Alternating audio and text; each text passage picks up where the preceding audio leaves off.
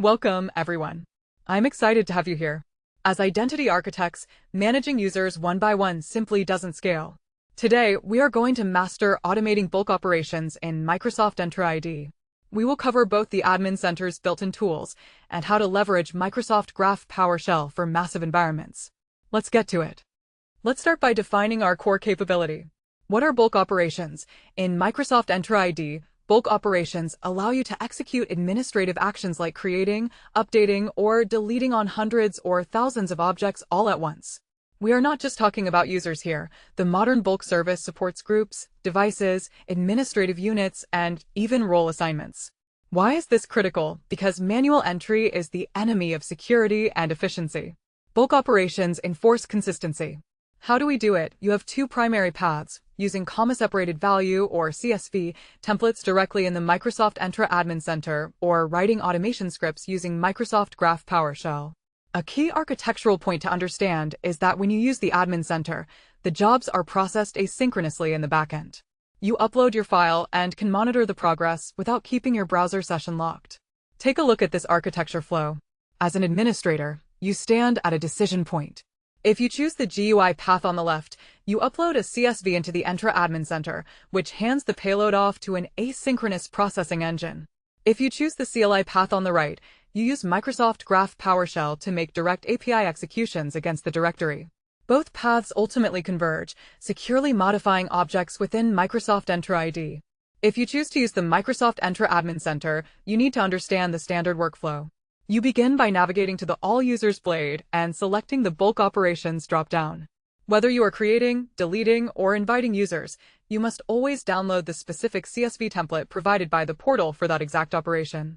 Once you populate the CSV and upload it, Microsoft Entra doesn't just blindly execute it. It performs a pre-flight validation check to catch formatting errors. If validation passes, you submit the job. Because this runs in the background, you will use the bulk operation results blade to monitor its status. If any specific rows fail, perhaps due to a duplicate username, you can download a detailed result file from that blade that tells you exactly why that specific row failed. This sequence diagram maps out your physical interactions with the portal.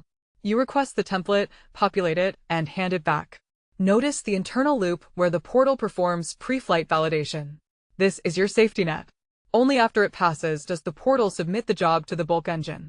From there, your focus shifts to the bulk operation results monitor, waiting for the final success or failure payload.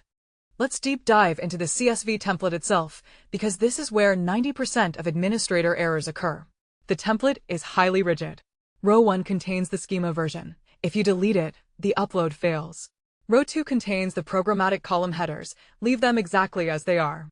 Row 3, however, contains dummy example data provided by Microsoft. You must delete row 3 before you upload, or you will attempt to create a fake user.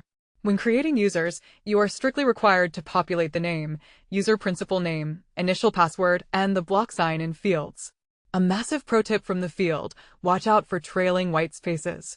If you copy-paste a user principal name and accidentally include a space at the end, the Entra validation engine will fail the import. Look at this structural breakdown of the CSV file. Rows 1 and 2 are locked and do not touch them. Row 3 is highlighted with a must-delete action.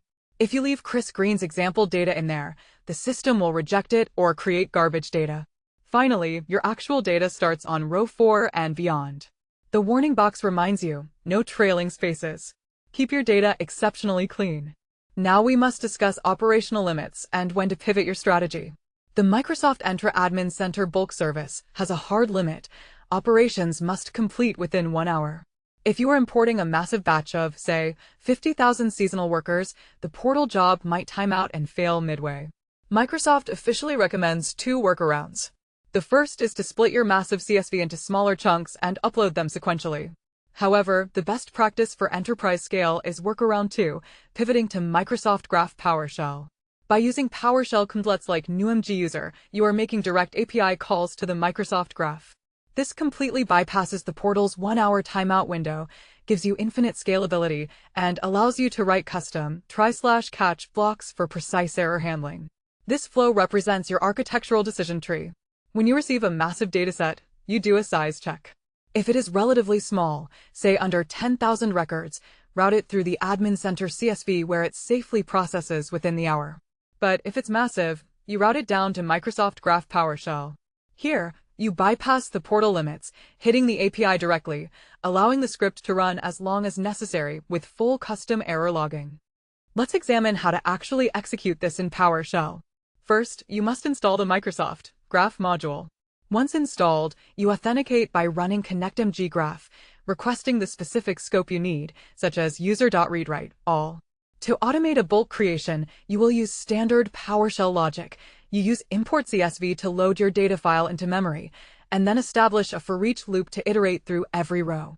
Inside that loop, you map the CSV columns to the parameters of the newmg user command. A critical senior level practice, you must wrap your newmg user command in a try/catch block. If row 50 has a malformed email address, you want the script to log the error in the catch block and continue to row 51, rather than crashing the entire automation script. Here is the blueprint for a resilient bulk script. We start by importing the CSV. We enter our for each loop and immediately hit our try/catch safety net. In the try path, we execute newmg user. If it succeeds, we log it and move to the next row. If it fails, say the password doesn't meet complexity, it falls to the catch path, logs the specific error, and safely loops back to process the next row. This is how you build unbreakable automation. Bulk operations are not limited to internal employees. They are incredibly powerful for B2B collaboration. If you need to rapidly onboard 500 external vendors, you use the bulk invite process. In the admin center, this is a dedicated CSV template. The mandatory fields here are the invitee's email address and, crucially, the redirection URL. The redirection URL dictates exactly where the guest is forwarded after they redeem their invitation, commonly the My Apps portal. If you are scripting this, you use the newmg invitation command. It's vital to understand the architectural nuance here. Running a bulk invite does not immediately yield a fully active user. It creates a stub account with a state of pending acceptance. The account only becomes fully active once the vendor clicks the link in their email and completes the redemption process. This sequence shows the B2B lifecycle. Your script or CSV sends the invite requests to Entra. Entra immediately creates a stub account and marks it pending acceptance. Simultaneously, Entra fires off email invitations to the external vendors. The cycle is only complete when the guest redeems the invite, at which point Entra fully activates the account and forwards them to your specified redirect URL. Creating users is only step one. You must also govern their access. The bulk operations service natively supports adding or removing members from security groups and administrative units. When you download the CSV for these tasks, the required field is either the user's object ID or their UPN. As a best practice, always use the object ID if you have it, because UPNs can change if someone gets married, but the object ID is immutable. Bulk assigning users to administrative units is a foundational task for Zero Trust. By dropping thousands of regional users into a specific AU, you can instantly delegate user administrator rights over just that region to local IT staff. In PowerShell, you automate this utilizing the newmg group member command, chaining your user creation script directly into your group assignment script. Here we see the governance routing. You take your list of object IDs and route them to target containers. If you bulk route them to a security group, you are granting access to applications and SharePoint sites, making users productive. If you route them to an administrative unit, you are scoping your role-based access control, allowing local IT to manage those specific users safely without granting tenant-wide permissions. Let's close with a real-world scenario, a massive mergers and acquisitions event. Contoso just acquired Fabricom and IT must onboard 15,000 employees over a single weekend.